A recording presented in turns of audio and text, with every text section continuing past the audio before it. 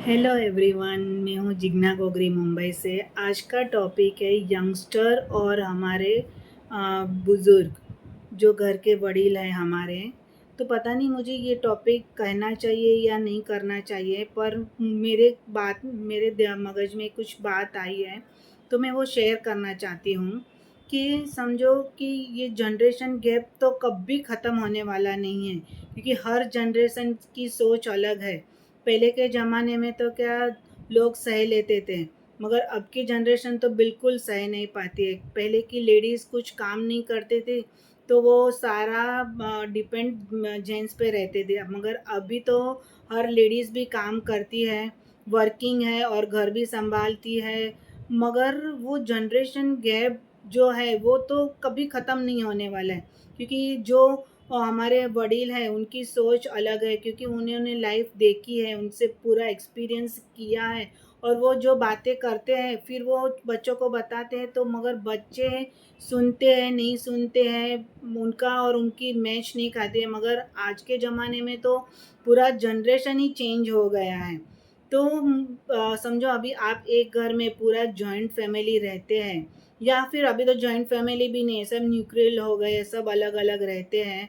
पहले बीच में तो कैसे था कि हमारे बड़े बुजुर्ग थे, फिर हमारे बीच के जो लोग पेरेंट्स थे, और फिर उनके बच्चे और उनके बच्चे, कभी कभी 4 जनरेशन भी रहती थी।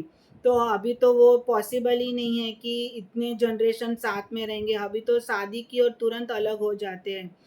तो वो जो समझो बीच के लोग हैं, तो या फिर उसके वडील जो घर में हैं, तो उनके लिए थोड़ा मैं ज़्यादा कहना चाहूँगी कि समझो घर के वडील हैं, जो सास ससुर है या उनके बड़े हैं, तो उन लोगों को इतना अच्छा डिसीजन लेना चाहिए कि समझो एक घर में रहना है, तो आप तो पहले जब शादी होती है तो उन जो लेडी कपल है, तो उसको जो लड़की है वो लड़के से पूछती है कि मुझे जॉब करना है, मुझे मैं यहाँ जाऊँगी वहाँ जाऊँगी, मैं ऐसे कपड़े पहनूँगी। तो वो लड़का तो बोलेगा हाँ ठीक है, आप कर सकते हो। फिर शादी होके जब वो घर पे आएगी, तो फिर वो घर के वडील बोलेंगे नहीं, ये जॉब नहीं कर सकती, ये जीन्स नहीं पहन सकती है, बाहर नहीं जा सकती है, ये का घर में ये नहीं बना सकती है, वो नहीं बना सकती है।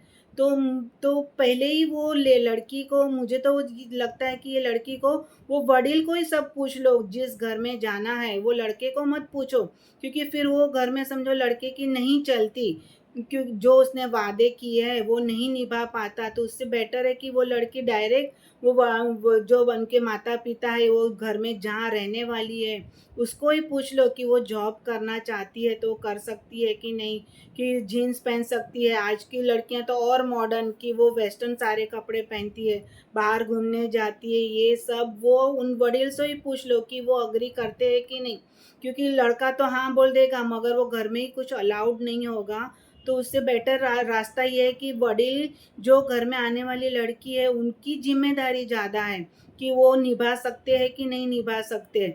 अभी समझो उन्होंने हाँ ना जो भी कहा होगा, वो लड़की घर पे आ गई, और समझो घर में जॉइंट फैमिली है, अगर अभी भी पॉसिबल तो नहीं है कि अभी इतना जॉइंट फैमिली में कोई रहेगा, मगर अगर रहते हैं तो उनकी क्या जिम्मेदारी है कि घर में झगड़ा ना हो, इसके लिए पहले से ही वो प्रिपेयर हो जाए कि आने वाली लड़की अभी ये माइंडसेट से आने वाली है, ये करने वाली है। तो फिर आने के बाद या हाँ करने के बाद कभी नेगेटिव थॉट्स मत रखना, घर में ये ना हो, ये ना करो, वो ना करो, वो कुछ भी, मतलब होने के बाद कुछ भी मत करो। या फिर समझो काम के लिए ही झगड़ा हो रहा है, तो आप पहले ही प्रिकॉशन रख दो कि एक मेड रख दो, या फिर खाना बनाने का प्रॉब्लम होगा, टिफ़िन, आजकल तो सब यंगस्टर जॉब कर रहे हैं, क्योंकि कोई ज़्यादातर बिजनेस में नहीं जा रहा है। तो आप वो ऐसा अरेंज कर दो कि कोई मेड आके वो जो खाना बनाती, या फिर ऐसे कुछ अरेंज कर दो।